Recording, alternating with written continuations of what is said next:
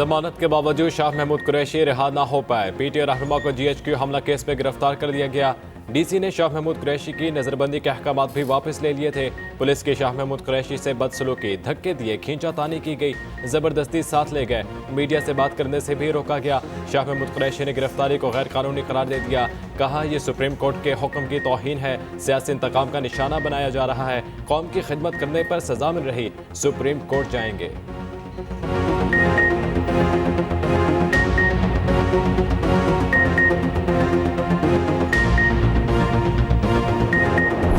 हमारा राब्ता नहीं हुआ है, ना ही हमें मालूम है कि वो इस वक्त कहाँ पर है, ना ही उन्हें किसी थाने लेके गए हैं, ना उन्होंने किसी कोर्ट में पेश किया है रिमांड के लिए अभी तक।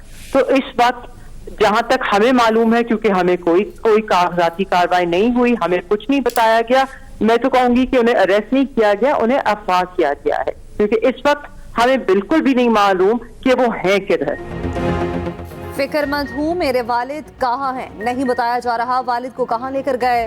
पीटीआई रहनुमा की साहबजादी मेहरबानो कुरैशी की एक्सप्रेस न्यूज के प्रोग्राम कल तक में गुफ्तगू।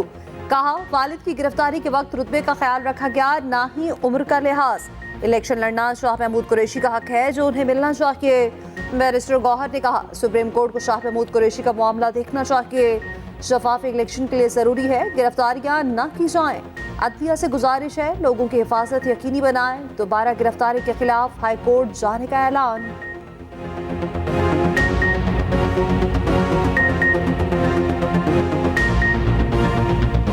मैं अदलिया से रिक्वेस्ट करूंगा, सुप्रीम कोर्ट से रिक्वेस्ट करूंगा कि वो इस मामला को देखे। आपने बेल ग्रांट की, आपने सब कुछ लिखा है, आपने जिस ग्राउंड पे आपने बेल ग्रांट की वो ये है कि वो एक सीनियर पॉलिटिशियन है, उसने पार्टिसिपेट करना है इलेक्शन में। Election free and fair and transparent होने के लिए ये जरूरी है कि सब लोगों की पार्टिसिपेशन हो। ये उनमें से एक ग्राउंड है। इसी ग्राउंड पे हमारी जो आर्टिकल 184 की पिटीशन मैंने फाइल कर दी थी, वो भी अदालत ने इंटरटेन कर दी थी और अदालत ने डायरेक्शन दे दी थी इलेक्शन कमीशन को। शाह महमूद कुरैशी साहब को पहले भी कई मरतबा ऐसे बार बार अरेस्ट होता रहा है। अभी 3 MPO की तो कोई गुंजाइश नहीं है इसमें। ये लोगों की बुनियादी हकूक की।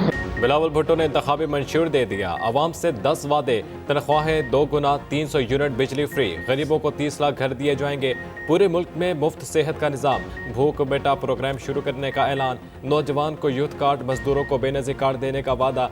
कच्ची आबादियों को मालिकाना हकूक, किसानों को बराह रास्त सब्सिडी दी जाएगी। बेनज़ीर भुट्टो की बरसी पर लाड़काना में जलसे से खिताब। कहा कुछ लोग दूसरों को कंधों पर सियासत कर रहे हैं, हम डील करने वाले हैं, ना इलेक्शन से भागने वाले। हम मुखालफिन के कागजात नामजदगी नहीं छीनते। लाहौर से पीपल्स पार्टी को आउट करने की साजिश की गई। दिखाएंगे लाहौर का जाला अब भी जिंदा है। पीपी चेयरमैन ने अवाम से नशिस्तों की सेंचुरी मांग ली।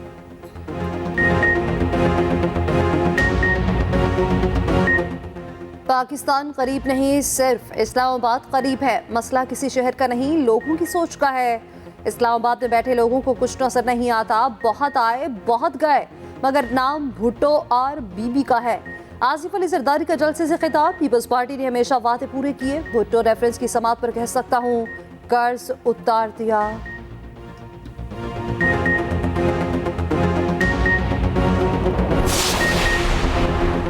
बानी पीटीआई के सजा मौतली की अपील पर फौरी समात की इस्तदा मुस्तरद। सुप्रीम कोर्ट ने तोशाखाना केस छुट्टियों में मुकर्रर करने से इनकार कर दिया। कायम मुकाम चीफ जस्टिस सरदार तारिक मसूद ने रिमार्क्स दिए, छुट्टियों में 3 रुकनी बेंच दस्तयाब नहीं। तोशाखाना में सजा के खिलाफ अपील ज़ेर इल्तवा है। अपील ज़ेर इल्तवा हो तो सजा मुअत्तल होने की मिसाल नहीं मिलती। जस्टिस अतहर मिनुल्लाह ने रिमार्क्स दिए, हमने कानून देखना है, अपील ज़ेर इल्तवा हो तो सजा मुअत्तल नहीं होती। उधर अडियाला जेल में 190 बिलियन पाउंड रेफरेंस पर समात कल तक मुलतवी।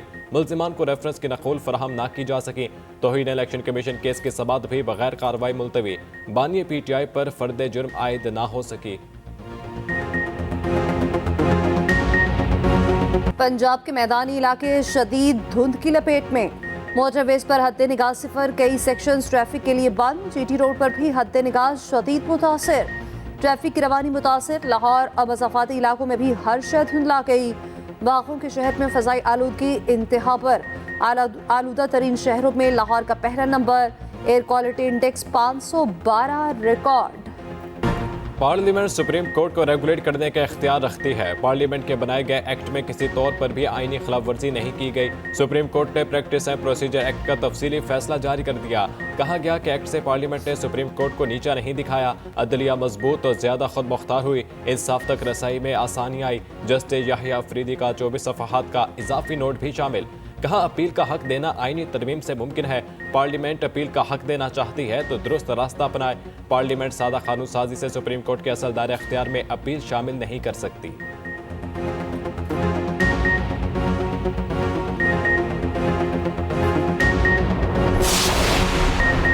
नून लीग ने इंतखाबी मंशूर की तैयारी के लिए तजावीज़ मांगी। अवामी आरा के लिए पोर्टल का आगाज।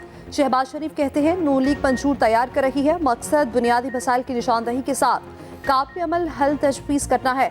अंदरून बैरून मुल्क पाकिस्तानी वेबसाइट विजिट करें और तजावीज़ दें। मरीम नवाज ने कहा अवाम के साथ अटूट रिश्ता नून लीग की सबसे बड़ी ताकत है। इज्तिमाई दानिश के जरिए खुशहाली और तरक्की का रास्ता तय करें। ऑनलाइन पोर्टल हर शहरी को इंतखाबी मंशूर की तैयारी में शिरकत का इख्तियार देता है। एहसन इकबाल बोले हमारे मंशूर में आइन की हुक्मरानी, निज़ाम कानून और इंसाफ में इस्लाहात लाना शामिल है।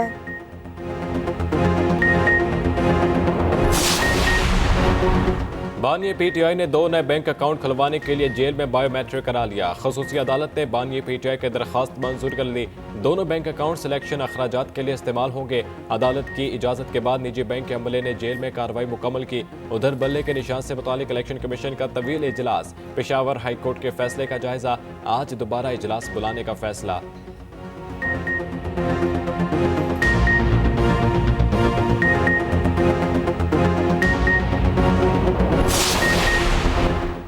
आम इंतखाबात के लिए कागजात नामजदगी की जांच पड़ताल जारी। नून लीग ने बानी पीटीआई के कागजात नामजदगी पर एतराज़ दायर कर दिया। NA 122 के कागजात पर नून लीग के वकील ने एतराज़ किया। मौक़िफ़ अपनाया बानी पीटीआई सजायाफ्ता इलेक्शन नहीं लड़ सकते।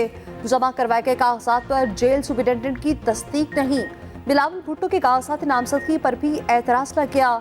NA 127 लाहौर से इंतखाब लड़ने में मुश्किल। कागजात में पीपल्स पार्टी पार्लियामेंटेरियन से वाबस्तगी जाहिर करने पर शहरी को एतराज़। उधर PP 80 से मरीम नवाज के खिलाफ भी दरख्वास्त दायर। उम्मीदवार के दस्तखत जाली होने का इल्ज़ाम। NA 123 के लिए शहबाज शरीफ और हमजा के कागजात की जांच पड़ताल मुकम्मल। पर्थ के बाद मेलबर्न में भी कौमी टीम मुश्किलात का शिकार। दूसरे टेस्ट में भी पाकिस्तानी बैटिंग लाइन लड़खड़ा गई। दूसरे रोज के खत्म पर 194 रन पर 6 खिलाड़ी पेविलियन लौट गए। मोहम्मद रिजवान 29 और आमिर जमाल 2 रन के साथ क्रीज पर मौजूद। बाबर आजम का बल्ला एक बार फिर खामोश रहा, सिर्फ 1 रन बना सके। इमामुल हक 10, सऊद शकील 9, सलमान आखा 5 रन तक महदूद रहे। अब्दुल्ला शफीक और रशान मसूद की निस्फ सेंचुरियां।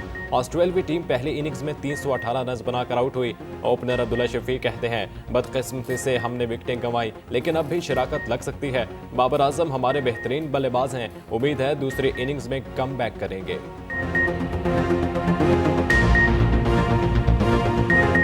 पाकिस्तान का दिफा नाकाबिले तस्खीर। जदीद तरीन नेविगेशन सिस्टम से लैस फतह 2 मिसाइल का कामयाब तजुर्बा। ISPR के मुताबिक 400 किलोमीटर तक अहदाफ को निशाना बनाने की सलाहियत रखता है।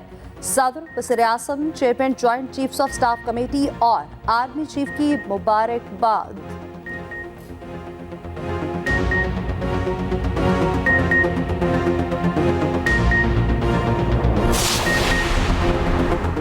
महंगाई के मारे आवाम को एक और झटका देने की तैयारी। बिजली 4 रुपये 66 पैसे फी यूनिट महंगी करने का इम्कान। नेपरा में दरख्वास्त पर समात मुकम्मल, फैसला महफूज। जितना बिजली का इस्तेमाल कम होगा उतनी ही कीमत बढ़ेगी। मेंबर नेपरा मजहर न्याज की अनोखी मंतक। मेंबर रफीक शेख ने कहा कि प्लांट्स की बंदिश से मुतालिक कोई मनसूबाबंदी नहीं कर सकते। ओवर बिलिंग पर बिजली कंपनियों से वजाहत मांग ली। सार्फिन को मुकम्मल रिलीफ दिलाएंगे।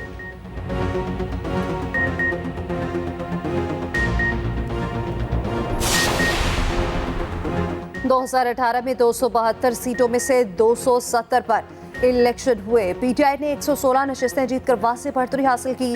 नून लीग 64 नशिस्तों के साथ दूसरी बड़ी जमात बनी। पीपल्स पार्टी 43 सीटों के साथ तीसरे नंबर पर रही। अक्सरती जमात की हैसियत से तहरीक इंसाफ ने हुकूमत बनाई। पंजाब में नून लीग की बढ़तरी के बावजूद पीटीआई ने इत्तेहादी हुकूमत बना ली। सिंध में 74 सीटों के साथ पीपल्स पार्टी ने बढ़तरी दिखाई और हुकूमत बनाई। खैबर पख्तूनख्वा में पीटीआई ने 97 में से 65 नशिस्तें हासिल की और इक़्तिदार हासिल किया। बलूचिस्तान में बाप पार्टी ने दीगर जमातों के साथ मिलकर हुकूमत बनाई।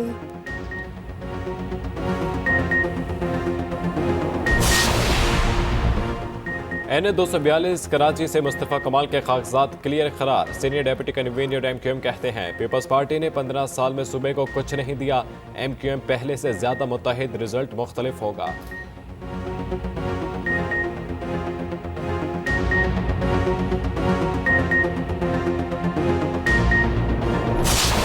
गाजा पर इजरायली जारियत का सिलसिला न थम सका। 24 घंटों में 200 से ज्यादा हमले, 250 के करीब फलस्तीनी शहीद। इसराइल के भयानक जुराइम सामने आने लगे। जनूबी गजा में इसराइली ट्रक से 80 फलस्तीनियों की लाशें बरामद।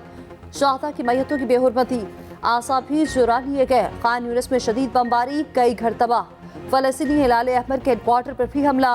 नूरुल शम्स पनाह गुज़ीन कैंप पर इसराइली ड्रोन हमला, 6 से ज़ायद शहीद, सैकड़ों जख्मी। हमास के हमलों में मज़ीद 2 फौजी जहन्नुम वासिल। तुर्क सदर तैयब एर्दोगान ने नेतन्याहू को मौजूदा दौर का हिटलर करार दे दिया।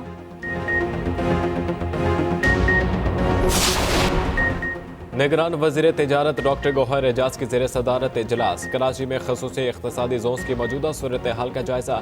डॉक्टर गौहर एजाज ने कहा कि हुकूमत अफरादी क़ुव्वत की महारत बेहतर बनाने के लिए प्रोग्राम नाफिज करने का इरादा रखती है। इक़्तिसादी तरक्की के लिए हुकूमत और दीनी शोबे के मुश्तरका कोशिशों की ज़रूरत होती है।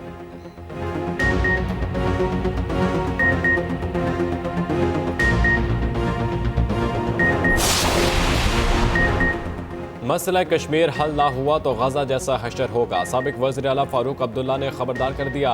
कहा पाकिस्तान और भारत के दरमियान मुज़ाकरात के लिए साजगार माहौल पैदा करना होगा, वरना वो वक्त दूर नहीं जब कश्मीरियों को गाजा जैसी सूरत हाल का सामना करना पड़ेगा।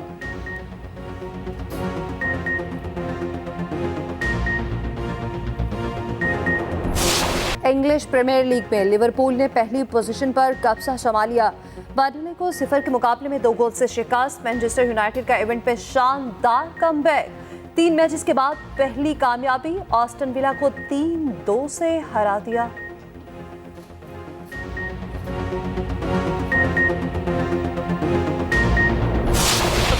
आलमी शोहरत याफ्ता फुटबॉलर क्रिस्टियानो रोनाल्डो ने एक और एजाज हासिल कर लिया। 2023 में सबसे ज्यादा 58 गोल करने वाले खिलाड़ी बन गए। संगे मील अल इत्तेहाद के खिलाफ मैच में 2 गोल दाग कर अबूर किया।